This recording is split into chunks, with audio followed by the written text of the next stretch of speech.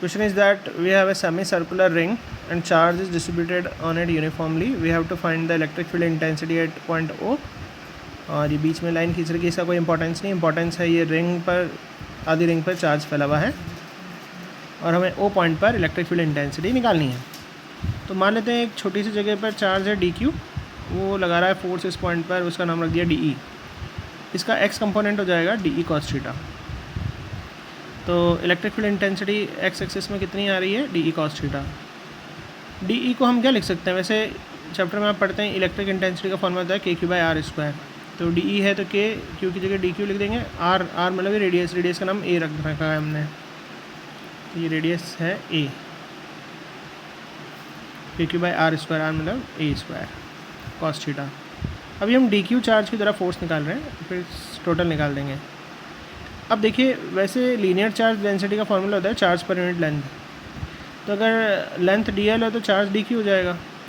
तो यहाँ से डी क्यू को क्या लिख सकते हैं, लैम्डा डी एल। तो हमने डी क्यू को रिप्लेस कर दिया लैम्डा डी एल से, लेंथ के टर्म में हम आंसर लाना चाह रहे हैं। ठीक है, तो ये हो गया के upon A square lambda cos theta D L.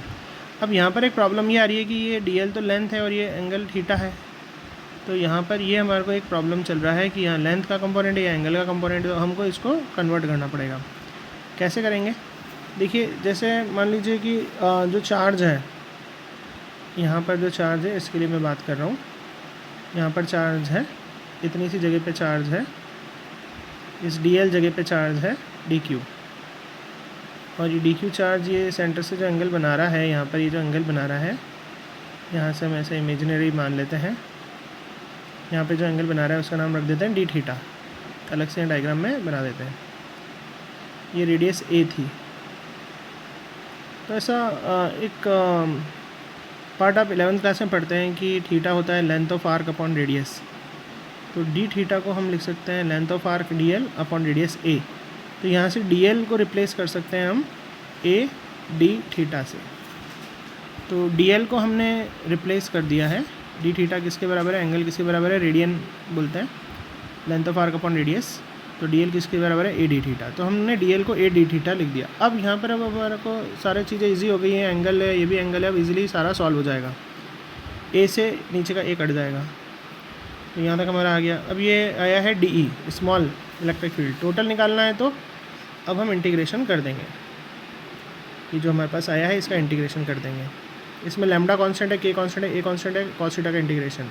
Limit देखिए कैसे लगा रहे हैं, ये जो नीचे की चीज़ होती है, ये नीचे वाली लाइन, इसको रेफरेंस मान लेंगे, इस बीच की लाइन को रेफरेंस मान रहे हैं। उसके रेस्पेक्ट में नीचे को बोलेंगे -π/2 और ऊपर को बोलेंगे +π/2। ये चार्ज क्योंकि यहाँ से यहाँ तक फैला हुआ है, इस नीचे के एंगल को बोलेंगे -π/2 और ऊपर के एंगल को बोलेंगे +π/2। तो इस रेफरेंस लाइन को, इसे रेफरेंस मानते हुए देखना है कि नीचे के एंगल को -π/2 बोलेंगे, ऊपर को +π/2।